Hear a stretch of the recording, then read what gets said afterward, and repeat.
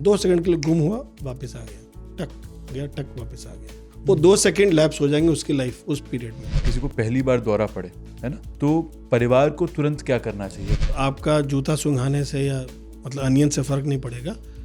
चाबी से नुकसान क्या है, लोग चम्मच रखते हैं मुंह के अंदर, उंगली रख लेते हैं, चाबी रख लेते हैं।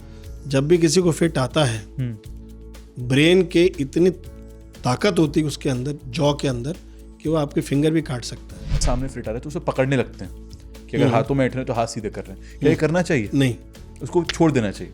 आप उसको एक करवट कर दें। मैंने बोला अगर फिट आ रहा है तो 2 मिनट में सेटल हो जाएगा। अगर आप उसको रोकेंगे ना तो उस मूवमेंट की वजह से उसको नुकसान हो सकता है। शोल्डर डिसलोकेशन कॉमनली होती है अगर आप हाथ को रोकेंगे। आभास होता है, झटका लगता है कुछ हाथ में, फिर झट ऐसे मारता है, फिर बेहोश हो जाता हूँ। क्या मिर्गी पूरी तरह ठीक हो सकती है? अगर हम 100 पेशेंट देखें तो 70% लोगों में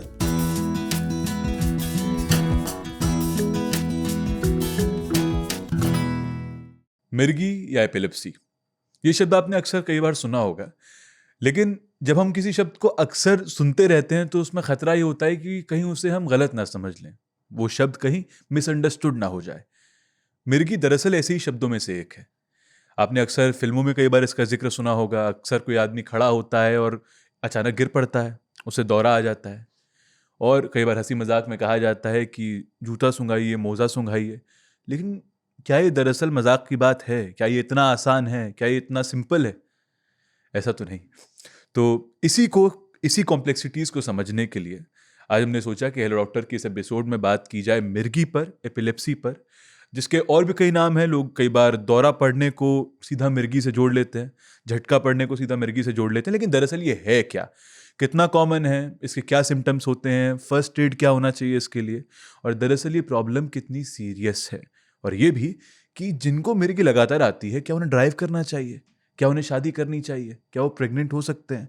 ये बहुत सारे सवाल होंगे आपके मन में, मेरे मन में भी है, और इन्हीं सारे सवालों का जवाब आज हम लेंगे डॉक्टर आत्मप्रीत सिंह जी से। और Sharda care health city greater Noida में हॉस्पिटल है, उसके न्यूरोलॉजी डिपार्टमेंट के हेड हैं आप। और बहुत बहुत शुक्रिया सर आने के लिए, बहुत बहुत स्वागत है आपका। थैंक यू सो मच, धन्यवाद। मेरा पहला सवाल यही है कि अगर हम किसी 10 साल के बच्चे को समझाएं, 7 साल के बच्चे को समझाएं कि दरअसल एपिलेप्सी या मिर्गी क्या है, तो आप कैसे समझाएंगे? थोड़ा मुश्किल है ये, क्योंकि 10 साल वाला बच्चे का लेवल। देखिए, मिर्गी मतलब किसी को बार बार दौरे की शिकायत होना। एक दौरा 10% लोगों में आ सकता है at any given point of time. अगर हॉस्पिटल में देखेंगे हम तो 10% लोगों में दौरे की शिकायत हो सकती है। दौरा उसको बोले अगर हम, तो सबसे कॉमन दौरा जो माना जाता है वो हाथ पाँव में ऐंठन होना या झटके आना, जिसको हम करके दिखा सकते हैं, ये है, ठीक है। पर इसके आगे कई और भी कुछ टाइप्स, सब टाइप्स होते हैं। एक तो बड़ा झटका हो गया, ये एक मिर्गी होता है। अगर ऐसे झटके किसी को बार बार आए, 10% मैं कह रहा हूँ, तो 9% यूजुअली रिजॉल्व कर जाते हैं। और they can be one time event at मेरी लाइफ में या किसी की भी लाइफ में। वो कई कारण से हो सकती है। ट्रांसिएंटली कुछ इवेंट आई और चली गई थोड़ी देर के लिए। अगर वो बार बार हो जाएगा, अगर 2 और 2 से ज़्यादा हो जाएंगे, उसको मिर्गी या एपिलेप्सी की दिक्कत बोलते हैं। मिर्गी का दौरा एक आ सकता है 10% में, पर अगर बार बार आएगा तो वो एपिलेप्सी या मिर्गी की शिकायत में कन्वर्ट हो जाता है। अच्छा सर, हम अभी बात कर रहे हैं दौरा, फिट्स, है ना, ज़रा इसको ही डिकोड कीजिए पहले आप, है ना, कि दरअसल दौरा पड़ना है क्या, बॉडी में ऐसा क्या होता है कि दौरा पड़ता है? देखिए, हमारे ब्रेन के अंदर 2 तरह के मैटर होता है, ग्रे मैटर, वाइट मैटर। शायद बेसिक जो ये कॉन्सेप्ट है, जितना करंट हमारे ब्रेन में चलता है हमेशा वो न्यूट्रल रहता है। हमेशा करंट चल रहा होता है और वो न्यूट्रल रहता है, और वो करंट हमेशा ग्रे मैटर से आता है। अगर ग्रे मैटर में कहीं कोई डैमेज हो गया, कुछ उसमें स्कार आ गया, धब्बा आ गया, चोट लग गई, कोई गांठ आ गई, तो वहाँ से अबनॉर्मल करंट निकलेगा। अगर वो न्यूरॉन्स, जो सेल्स होते हैं, उसको हम न्यूरॉन्स बोलते हैं, ब्रेन के सेल्स, अगर वो इकट्ठे एक करंट को बना दें तो वो पूरे ब्रेन में स्प्रेड कर जाता है एज अ इलेक्ट्रिकल डिस्चार्ज। आपने सॉकेट में हाथ लगा, झटका लगा आपको, वैसे ही ब्रेन में होता है। वो सॉकेट खराब, वहाँ पर एक पॉइंट पर सॉकेट खराब है, वहाँ से करंट आएगा, वो स्प्रेड करेगा। जब वो स्प्रेड करेगा तो फिर आपके हाथ पाँव में ऐंठन, झटका अकड़ाहट, बेहोशी हो जाना, अलग अलग रूप में सामने आ सकता है वो। तो बेसिकली ब्रेन का अबनॉर्मल करंट का डिस्चार्ज है, इलेक्ट्रिकल डिस्चार्ज जो अबनॉर्मल फॉर्म में आ गया है, तो वो दौरे का रूप धारण करता है। क्या इसलिए अनप्रिडिक्टेबल भी है क्योंकि दिमाग में क्योंकि इतना वास्ट है, कहीं भी जो है एबनॉर्मलिटी आ सकती है और इसी कारण वो जो रिएक्शन होगा उसका प्रिडिक्ट नहीं कर सकते। Brain is the most complex organ in the body. Sure. मतलब ह्यूमन हम अभी समझ नहीं पाए एज न्यूरोलॉजिस्ट और न्यूरोसर्जन्स, काफ़ी पार्ट्स ऐसे हैं जिनका भी फंक्शन डिफाइंड हमें भी नहीं पता क्या फंक्शन है इन पार्ट्स का। रिसर्च कर रहे हैं, अब्रॉड चल रही है, वेस्टर्न कंट्रीज काफ़ी रिसर्च करते हैं इसमें। तो कई पार्ट्स में ऐसा है कि यू कैनॉट टेल कि इसका क्या दौरे का रूप आएगा, हमको भी नहीं पता। बट कई पेशेंट ऐसे आते हैं जिनमें कहीं फिट नहीं बैठता, ये कौन सा वाला दौरा है, अजीब नया है, कोई नया तरह का दौरा है ये। तो only with fits we know कि यार ये इसका फंक्शन है, यहाँ से आ रहा है। तो कई ऐसे डिजीज, मतलब कई ऐसी दौरे भी आए हैं यार ये इसी का पार्ट, इसी से आ रहा है, लगता है यही है। तो कई चीज़ें डिफाइन हो गई हैं with understanding of the brain कि हाँ यार ये इसी का लग रहा है, ये नया, ये कहीं और से नहीं आ रहा, यहीं से आ रहा है। सर अभी आपने ये बताया मुझे कि ना अगर बार बार दौरा आ रहा है तो ये 10% साइन है कि आपका ये मिर्गी का ही दौरा है। लेकिन मैं, ये तो रिकरेंस की बात हुई। हाँ। अगर मैं कैरेक्टरिस्टिकली बात करूं, है ना, कि क्या एक नॉर्मल फिट्स, एक नॉर्मल दौरा और एक मिर्गी का दौरा, उसे हम क्या मतलब on the basis of its characteristic क्या हम डिवाइड कर सकते हैं? हाँ, देखिए नॉर्मल दौरा तो मैं नहीं बोलूँगा, दौरा खैर फिट्स एक दौरा बोल दिया आपने, दिल का दौरा ना हो बाकी छोड़ दे। जो ब्रेन से अगर फिट्स आता है तो वो 5 तरह के होते हैं। सबसे कॉमन जैसे मैंने बोला, हाथ पाँव में ऐंठन हो जाना या झटके आ जाना, हाथ पाँव आपके अकड़ गए। दूसरा होता है partial fits. Partial means 10, 15, 20 second के लिए आएगा, आप ऑरा, उसमें ऑरा होगी। पार्शियल वाले में ऑरा होगी, आपको पता लग जाए, आभास आ जाएगा कि आने वाला है।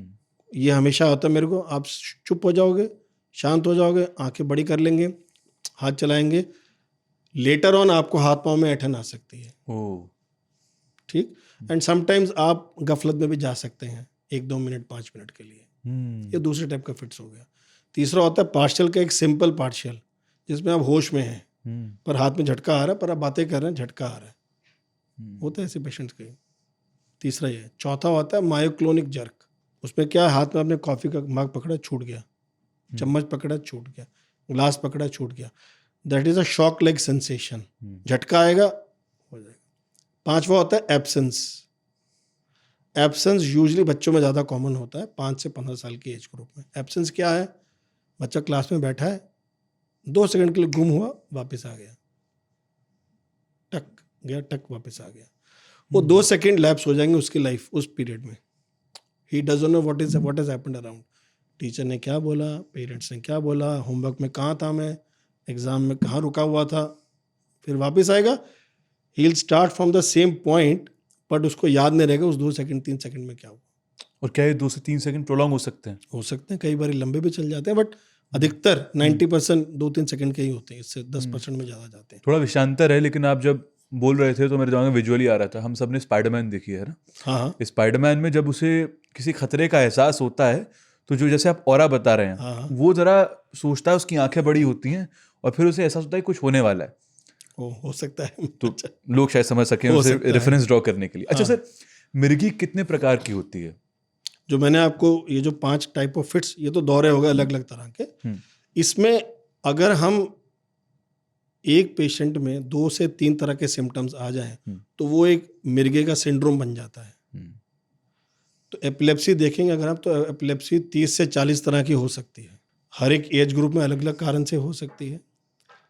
एक तो हो गया स्ट्रक्चरल कॉजेस, हो गया इन्फेक्शन की वजह से हो सकती है ब्रेन के अंदर, मेटाबॉलिक डिजीज की वजह से हो सकती है, जेनेटिक डिजीज की वजह से हो सकती है। ठीक है। तो अगर हम इसको और इसको डेप्थ में जाएं इसके, अगर आप, तो बच्चा पैदा हुआ, बच्चा रोया नहीं, दिमाग के अंदर ऑक्सीजन की कमी आ गई, ब्रेन के अंदर स्कार बन गया, वहाँ से फिट्स आ गए। बच्चे के पैदा हुआ, ग्लूकोज की कमी हो गई, ब्रेन में स्पॉट बन गया, फिट्स आने शुरू हो गए। लगातार रहेंगे या आके फिर लेट भी आ सकते हैं, 10, 15, 20 साल की एज पे भी आ सकते हैं। ठीक। फिर कुछ फिट्स ऐसे होते हैं जो बच्चों में 4 से 12 साल की एज ग्रुप में आते हैं। दे आर बिनाइन एपिलेप्सीज, आए, एज के साथ ठीक हो गए, रिकवर कर गए। हम्म, फिर 10 से 20 साल की एज ग्रुप में जुवेनाइल एपिलेप्सीज आती हैं, हम्म, तो दे आर इन पर्टिकुलर उसी एज ग्रुप में ही आएंगी हम्म, वो पर्टिकुलर कुछ के कुछ क्लासिकल फीचर्स होते हैं। तो जैसे मैंने बोला ना, एब्सेंट सीजर आना वो एक तरह का उसमें होता है, जर्क्स आ जाना वो भी उसी में होता है। अगर ये 2-3 सिम्टम इकट्ठे आ जाएं तो एक सिंड्रोम बन जाता है, हम्म, उसको बोलते हैं प्राइमरी जनरलाइज्ड एपिलेप्सी या इडियोपैथिक एपिलेप्सी, जिसमें हमारे पास कोई रीज़न नहीं है बट कुछ चेंज आपकी बॉडी में आ गया है, हम्म, जेनेटिक म्यूटेशन हुआ है, हम्म, अपने आप आया है, पेरेंट्स में नहीं पर अपने बच्चे में आ सकता है। हम्म, फिर कई बार स्पॉट बन गया, कोई सिर में चोट लग गई, गांठ आ गई, कोई ट्यूमर आ गया, उससे एपिलेप्सी हो जाती है। या आपको स्ट्रोक आ गया, स्ट्रोक की वजह से स्कार बन गया, हम्म, उससे फिट्स आ सकते हैं। तो एक्सट्रीम्स ऑफ एज में ज़्यादा कॉमन है, हम्म, पहले 10 से 15 साल, फिर 50 साल के बाद, हम्म, बीच में थोड़ा सा कम कॉमन है but it is quite common. Hmm, 1% of people at any point of time are having epilepsy. Okay, तो अगर इंडिया में 150 करोड़ है हम्म, तो 1% आप लगा लीजिए कितने बैठेगा, 2 करोड़ लोगों को एपिलेप्सी है एट एनी पॉइंट।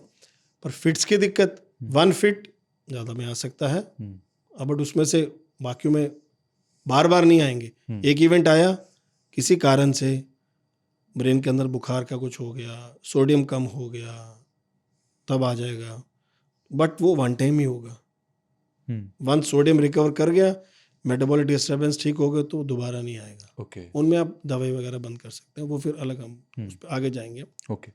सर इसमें मेरा एक सवाल ये था कि हम पहले तो ये कि अगर किसी को पहली बार दौरा पड़े, है ना, तो परिवार को तुरंत क्या करना चाहिए, कैसे आइडेंटिफाई कर लें उसे, और फिर कैसे कहीं उसका कुछ किया जाए कि सीरियस है। नॉर्मली जो फिट्स होते हैं 98% लोगों में 2 मिनट से कम वाले होते हैं।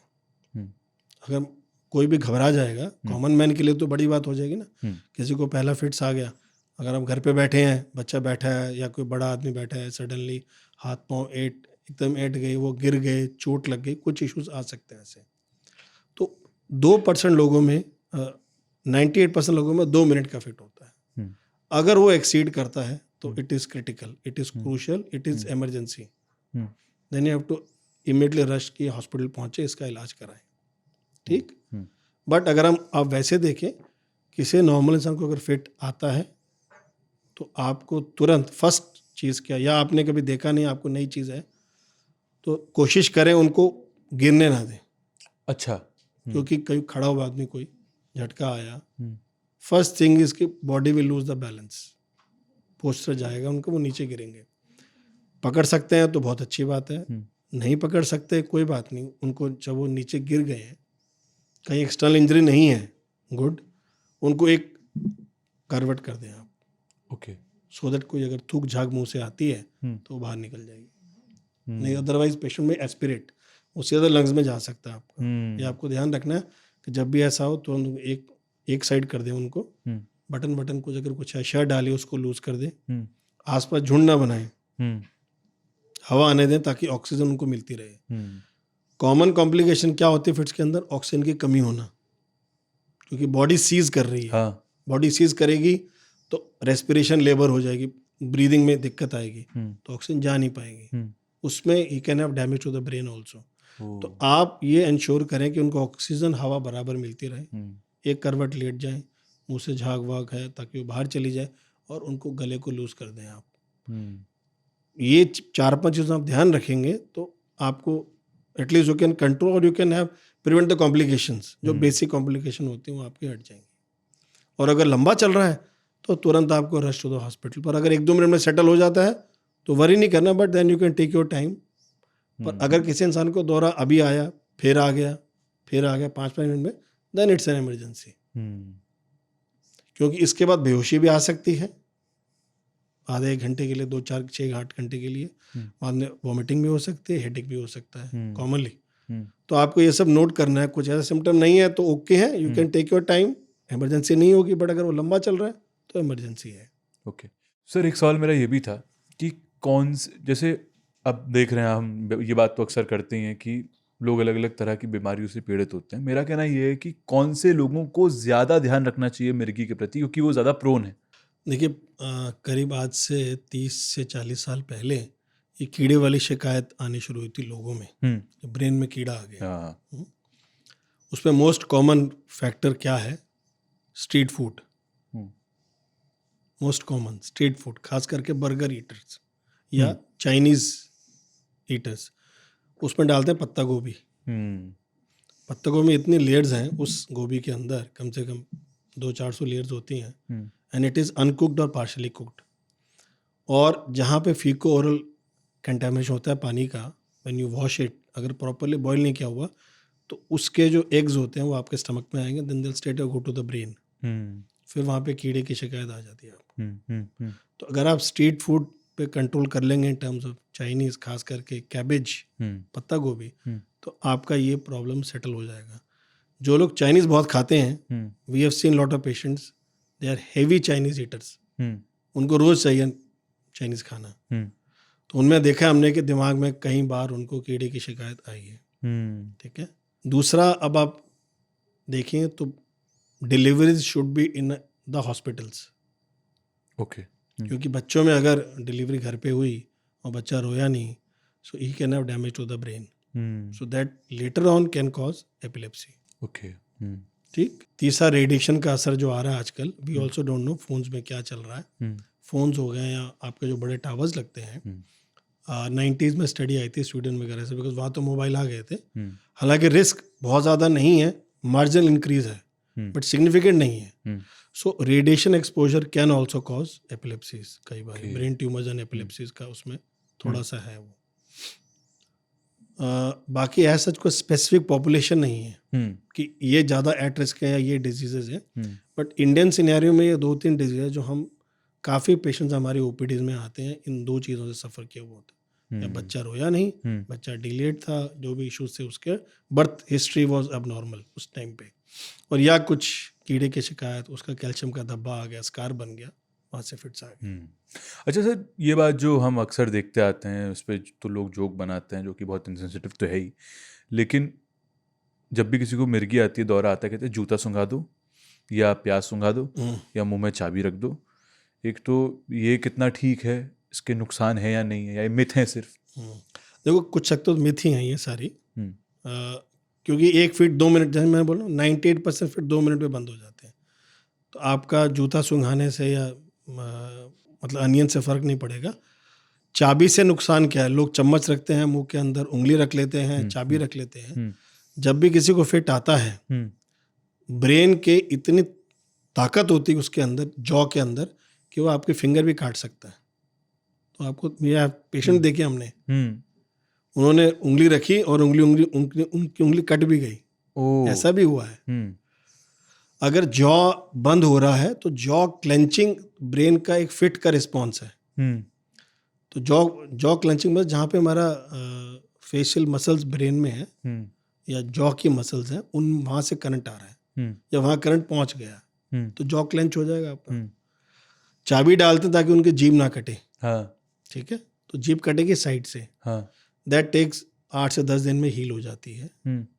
ऐसा पेशेंट कोई देखा नहीं हमने जिसकी पूरी जीभ कट गई बिकॉज ऑफ फिट्स। हमेशा जीभ साइड से आती है एंड वो टेम्परेरी होती है। तो मुंह के अंदर चाबी, चम्मच, हाथ कुछ ना रखें। आपकी उंगली कट सकती है, चम्मच की वजह से उसका दांत टूट सकता है, वो नुकसान उसको अलग होगा। ठीक है।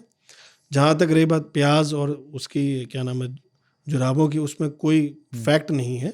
ये पुराना, आई थिंक कुछ अब्रॉड भी था, इंडिया में भी था पुराना, but there is no fact in this, so it is a myth. इसको आप फॉलो ना करें।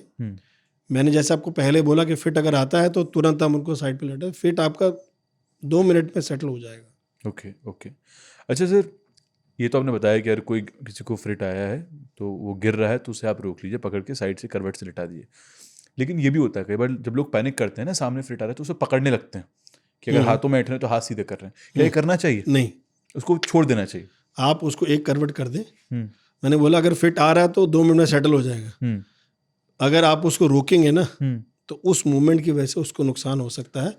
शोल्डर डिसलोकेशन कॉमनली होती है अगर आप हाथ को रोकेंगे। वो जग रुक गया अगर तो खिंचता रहेगा, वो निकल जाएगा बाहर शोल्डर। अगर शोल्डर निकल गया तो आपका एक और कॉम्प्लिकेशन होगा, शोल्डर डिसलोकेशन। उसके लिए फिर सर्जरी भी कई बार करानी पड़ जाती है हमें। एक बार निकल गया, खिसक गया शोल्डर, तो बार बार खिसकेगा फिर वो। अच्छा, अब मैं थोड़ा आगे आता हूँ। देखिए, एक ये बहुत सवाल था, कॉमनली पूछा गया कि क्या सर में चोट लगने से मिर्गी हो सकती है? हो सकती है। ब्रेन के अंदर चोट लगी, ब्रेन देखिए क्या है ना, ब्रेन एक इट्स वास्कुलर स्ट्रक्चर है, उसके अंदर ब्लड सप्लाई बहुत है, ठीक। हम कहीं गिरे तो इम्पैक्ट की वजह से हमारे ब्रेन के अंदर ब्लीडिंग, सब्सटेंस में ब्लीडिंग हो जाती है।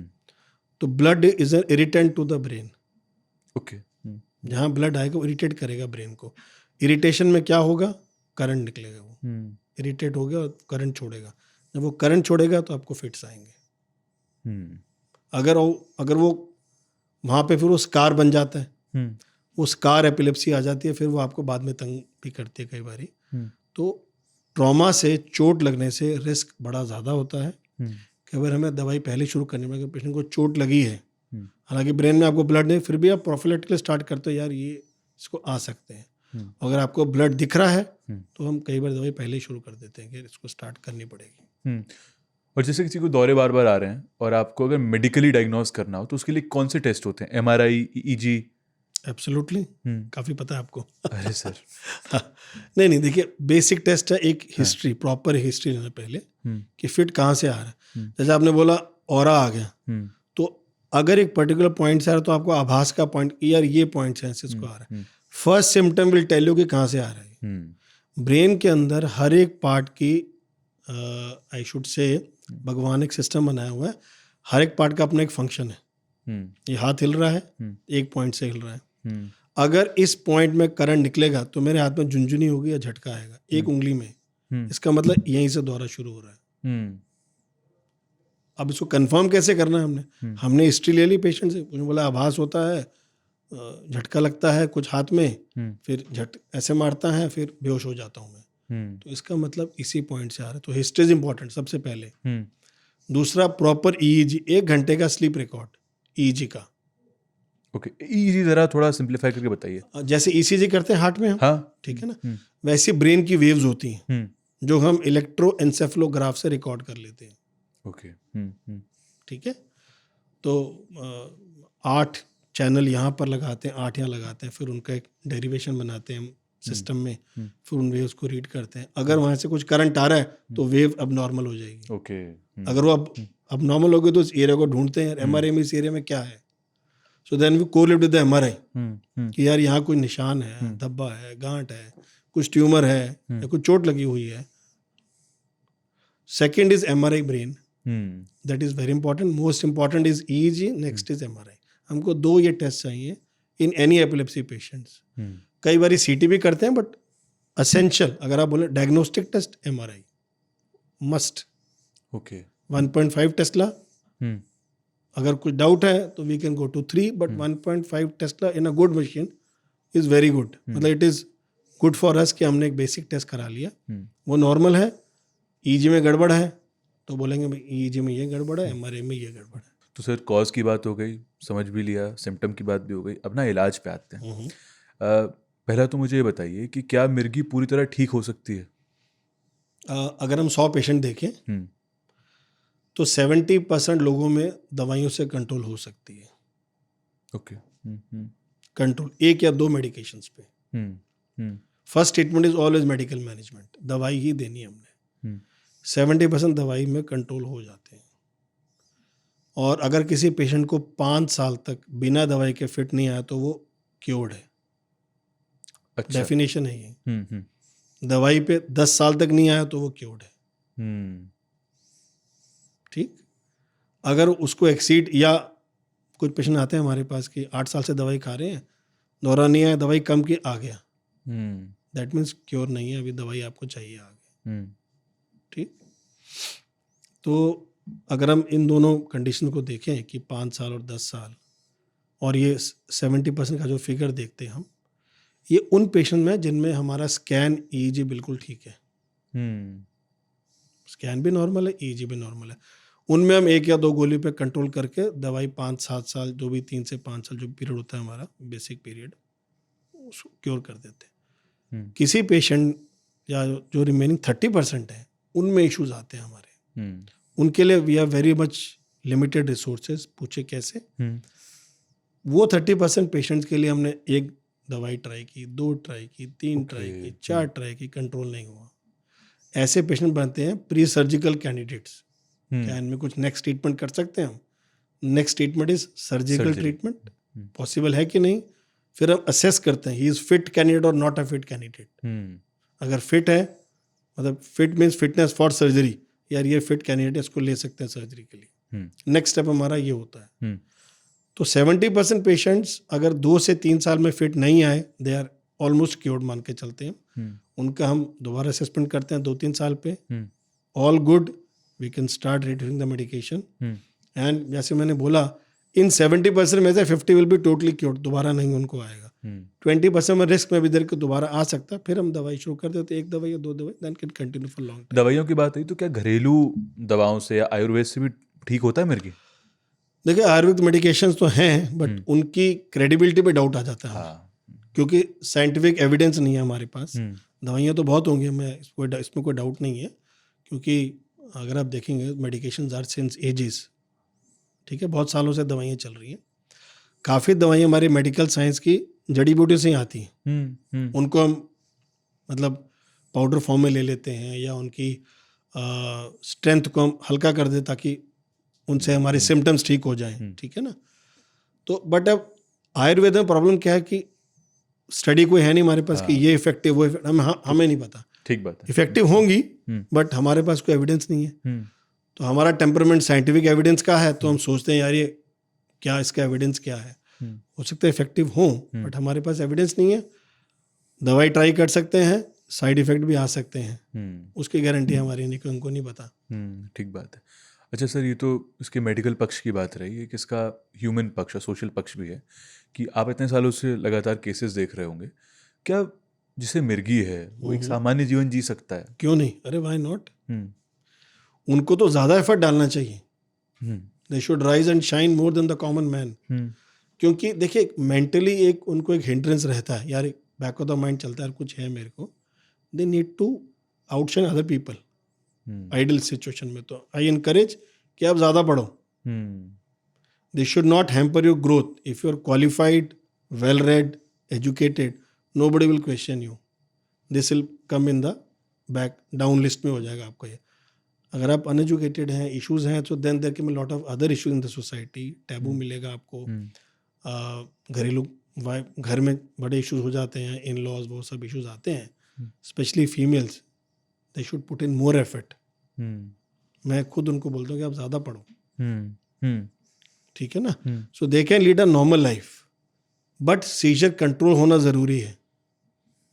कंट्रोल नहीं हुए तो दिक्कतें आती हैं, पर अगर सीजर कंट्रोल, फिट्स कंट्रोल हो जाते हैं, then they can have a normal, absolutely normal life. यानी दे कैन प्ले, के they can marry, they can have children, they can drive also. अच्छा, ओके। लेकिन ये तो मैंने अक्सर चिंता सुनी है कि अगर मान लीजिए कोई ड्राइव कर रहा है, उसे मिडवे सीजर आया तो उसका भी देखिए क्या है। जितनी कंट्रीज हैं abroad, France, UK, USA, Germany, उनके पास एक टाइम पीरियड होता है कि अगर आप इतने महीने आपको फिट नहीं आया, so then you can drive. They have a card with them.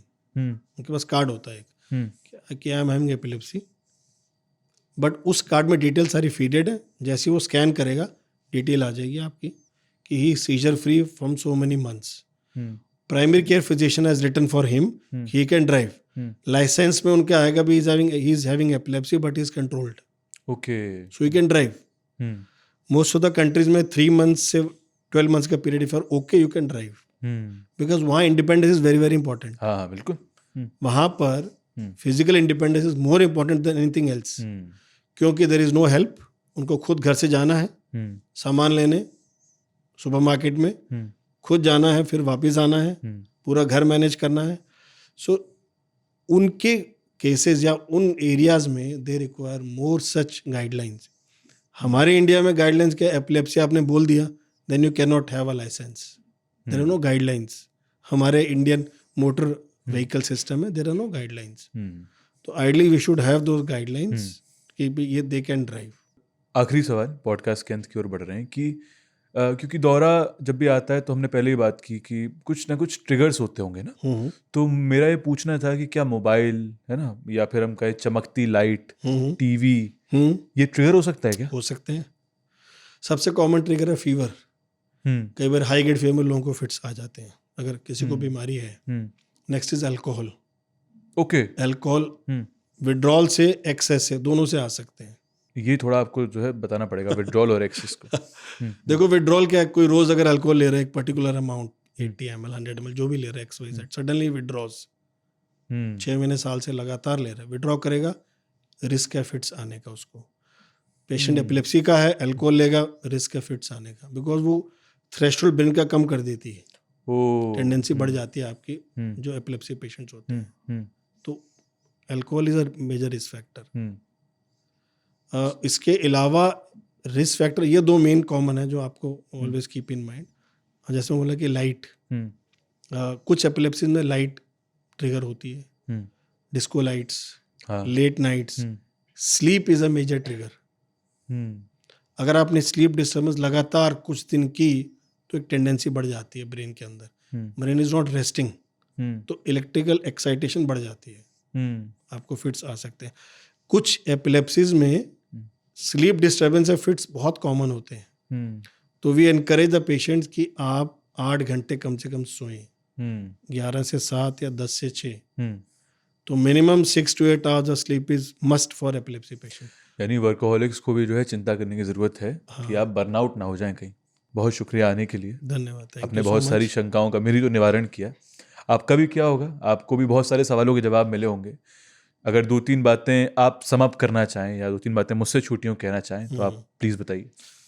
देखिए, मिर्गी एपिलेप्सी में घबराने की जरूरत नहीं है। किसी भी पेशेंट को अपने नियरेस्ट डॉक्टर से कनेक्ट करें या उनके ऊपर जाके कंसल्ट करें, उनको जाके दिखाएं, बेसिक टेस्ट अपने कराएं, दवाइयाँ रेगुलरली लें, उनको छोड़े ना, मिस ना करें। 2 साल का पीरियड मिनिमम फॉलो करें। अगर कोई फिट नहीं आता फिर आप दवाई बंद करने की तरफ सोच सकते हैं। कंट्रोलेबल डिजीज है और क्योरेबल भी है काफ़ी हद तक, अगर आप प्रॉपर ट्रीटमेंट करेंगे तो ये 3 जो है मंत्र आपको मिल चुके हैं, इनका बहुत ख्याल रखिए, साथ ही अपना ख्याल रखिए, अपने आसपास वालों का ख्याल रखिए। ये वीडियो उन्हें ज़रूर भेजिएगा जिन्हें आपको लगे इसकी ज़रूरत है, जो या फिर इससे जुड़े मिथ्स जिनके दिमाग में है, जो इस बीमारी का मजाक उड़ाते हैं, शायद ये पॉडकास्ट सुने तो उसको बेहतर समझ पाएँ। बहुत शुक्रिया पॉडकास्ट अंत तक देखने के लिए, और अगले हफ्ते फिर मिलेंगे एक और नए डिस्कशन के साथ। तब तक के लिए ख्याल रखिए और देखते रहिए आज तक रेडियो।